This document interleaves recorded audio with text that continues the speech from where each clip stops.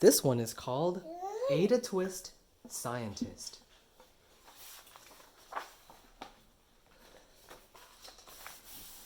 May I turn a page? Ada Twist, Scientist. Ada Marie, said not a word till the day she turned 3. She bounced in her crib and looked all around, observing the world but not making a sound. She learned how to climb and make her big break, with a trail of chaos left in her wake. What is chaos? Chaos is when things are a little bit crazy. Oh. With a trail of chaos left in her wake, she ran through the day chasing each sound in sight, and didn't slow down till she conked out at night. What is conk mean? Conked? It's like, conk, like I'm sleeping. Her parents were frazzled, but tried not to freak, as Ada grew bigger and still did not speak. Why? Clearly young, she chose not to speak. Some kids start speaking at different times. Clearly young Ada, with lots in her head, would have something to say when it ought to be said. That's just what happened when Ada turned 3. She tore through the house on a fact-finding spree and climbed up the clock just as high as she could. Her parents yelled, "Stop!" as all parents would. Ada's chin quivered, but she did not cry. She took a deep breath, and she simply asked, "Why? Why? Why does it tick, and why does it talk? Why don't we call it a granddaughter clock? Why are there pointy things stuck to a rose? Why are there hairs up inside your nose?" She started with why, and then what, how, and when. By bedtime, she came back to why once again. She drifted to sleep as her dazed parents smiled at curious thoughts of their curious child, who wanted to know what the world was about. They kissed her and whispered, "You'll figure it out." Daddy? Yes, love. Why is she holding that? Well, she's holding a magnet, and it's attracting the metal parts that have iron in it. And she's saying, when, W for when does it attract the metal? She's asking, she's investigating. Oh. Excuse me. Her parents kept up with her high-flying kid. Those questions and chaos both grew as she did. Why? What? How? When? Why? What does it do? Why won't it? How can I find out? Why does it? How? When will it? All these questions. She's really curious, isn't she? Yeah, I'm really curious too. You are really curious. Is that kombucha? Kombucha? I could be kombucha. Maybe LaCroix and kombucha put together. No. Labucha? I think it's juice kombucha, labucha. Jumbucha. When Miss Greer found her hands were quite full, when young Ada's chaos wreaked havoc at school. But this much was clear about Miss Ada Twist. She had all the traits of a great scientist. How? Ada was busy that first day of spring, testing the sounds that make mockingbirds sing, when a horrible I stench... don't like this part, Daddy, because Pardon me. I'm going to, we can take a deeper dive on the page after it's finished being read, okay? And you can ask any question you want. When a horrible stench whacked her right in the nose, a pungent aroma that curled up her toes. "Zowie!" said Ada, which got her to thinking, what is the source of that terrible stinking? How does a nose know when there's something to smell? And how does it stink if there's no nose to tell? She rattled off questions and tapped on her chin. She started the start where she ought to begin. A mystery, a riddle, a puzzle, a quest.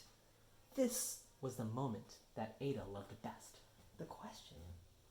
She loved the question. Daddy, Yes. I don't like this part because after that part and the other part, she put the cat in there. We'll get there. I know. It was kind of dangerous, right? Let's see what happens.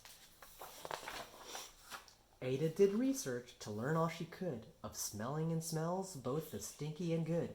One hypothesis Ada thought could be true. That terrible stink came from Dad's cabbage stew. What didn't? She tested and tested, but soon Ada knew it was time to come up with hypothesis 2. What's a hypothesis, kids? Hi. Hi? Yeah. What do you think a hypothesis is? More stinky. More stinky?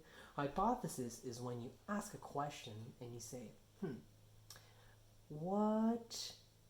I think maybe this will solve the problem. Or when you want to ask a question and answer it, that's a hypothesis. Then zowie, the stink struck again, just like that. Hypothesis 2, it's caused by the cat. Oh, so her hypothesis was she thinks it's the cat. So she has to investigate that. The cat couldn't make such a stink on its own. It needed perfume and some fancy cologne. What's cologne? Cologne is a spray that humans put on their skin to change the way they smell. Oh. And cats too? She wanted to put some cologne on the cat. Why? So, because maybe that would get rid of the smell. So young Ada tested. The test was a flop. She started again, but her parents yelled, "Stop! Don't put the cat in the washer. It's going to hurt it." Ada Marie, to the thinking chair now. By the time we count 3. Enough, said her mother. That's it, said her dad. Her parents were frustrated, frazzled, and mad. And she's her brother. Why? Ada questioned. Her mother said, no. What? Ada queried. Her father said, go. You've ruined our supper. Now you've made the cat stink. Enough with your questions. Now sit there and think. She looked at her parents. Her heart turned to goo. Poor Ada Twist didn't know what to Daddy, do. what's that white? That's the negative space between her fingers, like this. What's the negative? It's this air. Oh. It's not an object. That's just the negative space. Oh. It's this. Yes, the negative space. She sat all alone by herself in the hall, and Ada once more could say nothing at all. And so Ada sat, and she sat, and she sat, and she thought about science and Stu and the cat, and how her experiments made such a big mess. Does it have to be so? Is that part of success? Are messes a problem? And while she was thinking, what was the source of that terrible stinking? Ada Marie did what scientists do. She asked a small question, and then she asked 2. And each of those led her to 3 questions more, and some of those questions resulted in 4. As Ada got thinking, she really dug in. She scribbled her questions and tapped on her chin. She started at why, and then what, how, and when. At the end of the hall, she reached why once again. She's drawing on the wall. Oh, why? Ooh, check out this chair. This is an Eames lounge chair. Very classic, beautiful chair. Her parents calmed down, and they came back to talk. They looked at the hallway and just had to gawk. What does cock mean? Gawk means, whoa, what happened? They look at it, maybe with their mouth open. No patch of bare paint could be seen on the wall. The thinking chair now was the great thinking hall. They watched their young daughter and sighed as they did. What would they do with this curious kid who wanted to know what the world was about? They smiled and whispered, we'll figure it out. And how did she put some giant on top of the wall? I don't know. She must have climbed onto something because it's much taller than she is, right? Yeah. I know. Maybe she found a chair or a ladder, or she was climbing on top of the Charles and Ray Eames chair. Excuse me. What? And that's what they did, because that's what you do when your child has a passion and heart that is true.